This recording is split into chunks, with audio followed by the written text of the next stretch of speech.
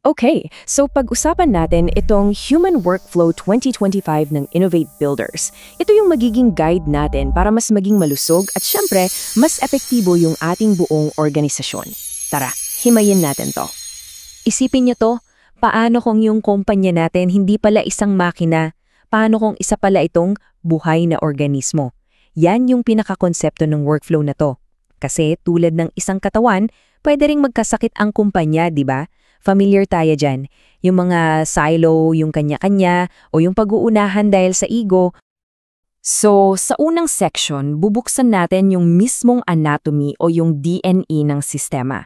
Ano ba talaga yung mga pundasyon na nagpapatakbo sa daloy ng buhay sa loob ng organisasyon natin?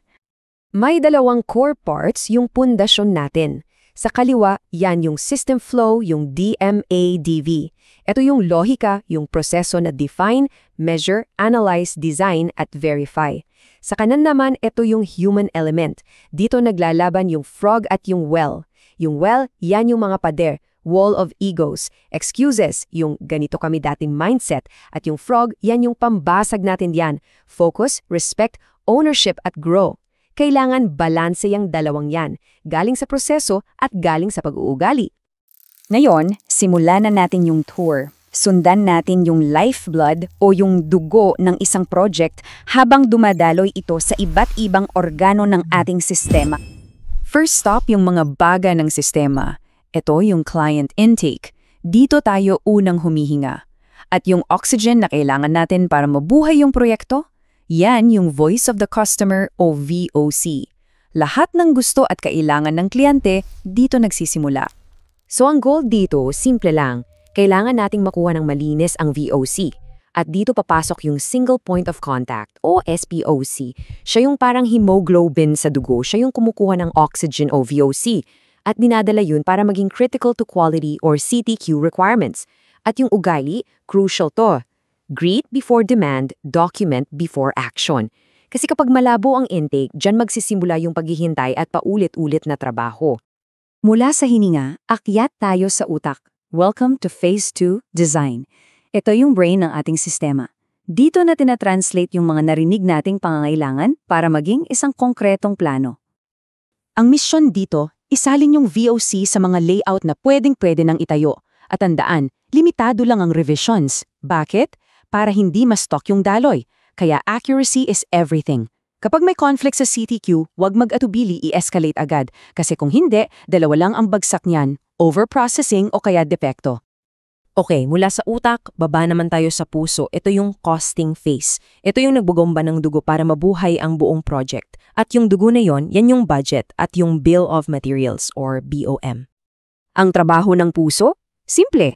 Mag-generate ng tumpak na BOM at makatotohanang budget. Mahalaga yung approval ng BOM bago pa man umabot sa next stage. At yung behavior dito, napaka-importante. Respetuhin ang SPOC. At please, walang shortcut sa material validation. Dahil pag nagkamali sa costing, domino effect yan. Magkakadepekto o matetenga tayo dahil sa quote na hindi pa napipirmahan. At dito, laging tatandaan ang mindset na to galing kay Chuck, see the whole flow. Remove what does not add value. Tingnan mo yung buong proseso at kung may step na walang naidagdag na halaga, tanggalin. Yan yung lean thinking. Susunod na organ, yung filtration system ng katawan natin, ang atay at mga bato. Sa atin, yan ang PPIC, Production Planning, Inventory Control. Sila ang tagasala at tagabalanse ng lahat. Ang mission nila, i-filter yung resources at i-schedule ng maayos yung production. Pina-validate nila yung BOM, chine-check yung inventory at sila ang nag-aayos ng schedule. Ang mantra dito, no production without accuracy. Pero kung 80% ready na, go na, action agad. Para maiwasan natin yung sobrang inventaryo at yung walang katapusang paghihintay. Okay, section 3 na tayo. Building with precision. Dito na yung aktual na gawaan. Dito, ang katumpakan at kalidad ang bida.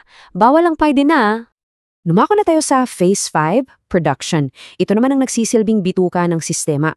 Dito natutunaw at inaabsorb yung mga materyales para maging mga tapos na modules.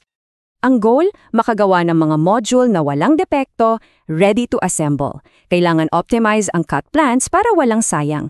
At ito, paki-underline, paki-bold, walang module na lalabas ng production hanggat walang approval ng QA. Ang QA gate ay non-negotiable. Uulitin ko, non-negotiable. Kasi pag minadalian, dyan papasok yung overproduction at mga depekto. At ngayon, yung gulugod naman ng buong proyekto, Phase 6, Installation. Ito yung backbone, yung nagbibigay ng pinal na anyo at estruktura sa site. Ang target dito, first-time quality. Tama agad sa unang salang. Critical dito yung installer lead. Sila yung nagve-verify kung handa na ba talaga yung site. At higit sa lahat, respetuhin natin ang hiyap at dedikasyon ng ating mga installer. Kaya yung before and after photo logs, mandatory yan. Hindi lang yan para sa dokumentasyon, para yan sa accountability, para matuto tayo at para maipagmalaki yung kalidad ng gawa natin. Iwasan natin yung pabalik-balik at mga depekto dahil sa maling alignment. Okay, Section 4. Patapos na yung project, pero hindi patapos ang trabaho. Pag-usapan natin kung paano natin proprotektahan ang buong sistema. Andito na tayo sa Phase 7, Turnover and Aftercare. Ito yung immune system natin. Bakit? Kasi kahit tapos na ang paggawa, kailangan pa rin ng proteksyon. Ang goal dito ay makuha ang buong tiwala ng kliyente sa pamamagitan ng maayos na dokumentasyon at solid na suporta. Ito ang nag-aalaga sa relasyon natin sa kliyente kahit tapos na ang proyekto. So paano natin poprotektahan ang sistema? May 3 tayong safeguards. Una, yung gate locks. Ito yung mga mandatory checkpoint, walang makakalusot sa next phase hanggat di aprobado. Pangalawa, yung SPCOC role.